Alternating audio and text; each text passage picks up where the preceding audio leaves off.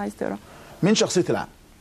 انا ما كنتش عارفه يعني ارد، لان في ناس كتير عملت حاجات مفيده جدا لبلدنا ويستاهلوا التقدير، لكن مش عايزه ابقى متحيزه واقول ناس انا اعرفهم شخصيا. بس مين؟ قولي. يعني انا بالنسبه لي طبعا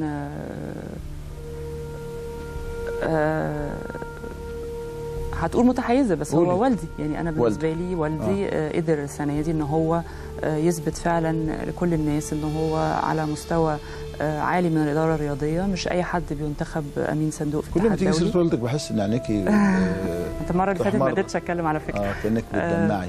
طبعا انت بتدمعي فعلا. طبعا. واكيد الكاميرا دلوقتي مركزه، فانا طبعًا. بحاول. عظيمه ما بتوصاش. لا الحقيقه هو قدوتي في الحياه، ومهما قلت مش هعرف اديله حقه. ووالدتي طبعا. نعم. ولكن يمكن احنا علشان دكتور عمرو علواني. لرانيا طبعا. لرانيا علواني. حد خايب ظنك فيه السنه دي؟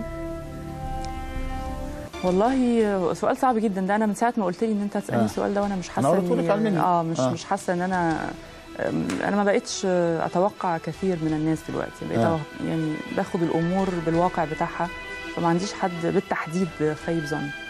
في خلافات بتحصل، بنتصالح بنتخاصم، اي حد